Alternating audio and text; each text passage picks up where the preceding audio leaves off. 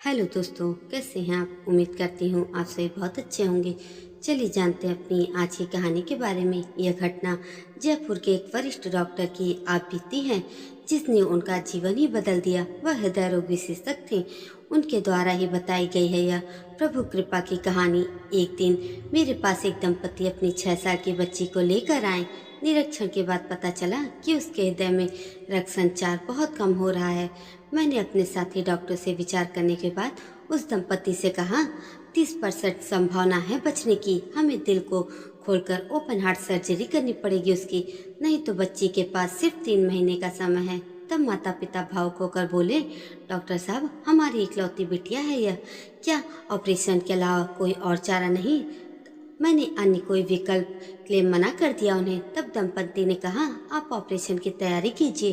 Surgery के 5 दिन पहले ही बच्ची को भर्ती करा लिया गया था। बच्ची मुझसे बहुत घिर मिल चुकी थी, बहुत प्यारी बातें करती थी। उसकी माँ को ईश्वर प्रार्थना में अटूट विश्वास था। वह सुबह शाम बच्ची को यही कहती, बेटी घबराना नहीं, भगवान बच्चों के हृदय में रहते हैं, वह तुम्हें कुछ नहीं होने देंगे। सर्जरी के दिन मैंने उस बच्ची से कहा, बेटी चिंता न करना, ऑपरेशन के बाद आप बिल्कुल ठीक हो जाओगे।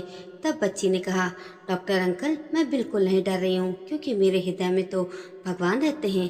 पर आप जब मेरा हार्ट ओपन करोगे तो देखकर बताना भगवान कैसे दिखते हैं।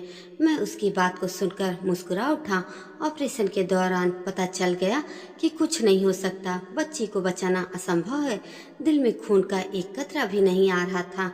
तब निराश होकर मैंने अपने साथी डॉक्टरों से वापस दिल को स्टिच करने का आदेश दिया। तभी मुझे बच्ची की आखिरी बात याद आई और मैं अपने रक्त भरे हाथों को जोड़कर प्रार्थना करने लगा, हे ईश्वर, मेरा सारा ही अनुभव तो इस बच्ची को बचाने में असमर्थ है, पर यदि आप इसके हृदय में विराजमान हो तो आप ही कुछ कीजिए। मेरी आंखों से आंसू टपक पड़े। यह मेरी पहली आंसूपूर्ण प्रार्थना थी। इसी बीच मेरे जूनियर डॉक्टर ने मुझे कोहनी मारी।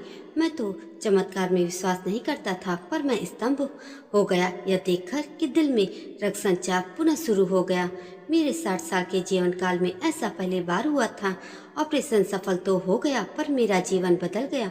होश में आने पर मैंने बच्ची को कहा, बेटा, मैंने तुम्हारे हृदय में भगवान देखे, बिल्कुल तुम्हारे माता पिता जैसे दिखते हैं, हर पल तुम्हारे साथ हैं वो। इस घटना के बाद मैंने अपने ऑपरेशन थिएटर में प्रार्थना का नियम निभाना शुरू किया। मैं यह अनुरोध करता हूँ कि सभी को अपने बच्चों में प्रार्थना का संस्कार डालना ही चाहिए। हमें भी हिम्मत नहीं आनी चाहिए और न ही अपने अच्छे समय पर भगवान की भक्ति, उनका स्मरण बंद करना चाहिए, बल्कि अपने अच्छे समय के लिए भगवान को सदैव ही धन्यवाद देते रहना चाहिए और सदैव ही प्रसन्न रहना चाहिए।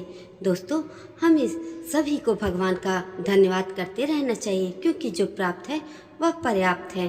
दोस्तों, आपको ये छोटी सी कहानी कैसी लगी कमेंट में हमें ज़रूर बताइएगा और एक लाइक देकर मेरे चैनल को सब्सक्राइब भी कर दीजिएगा। धन्यवाद।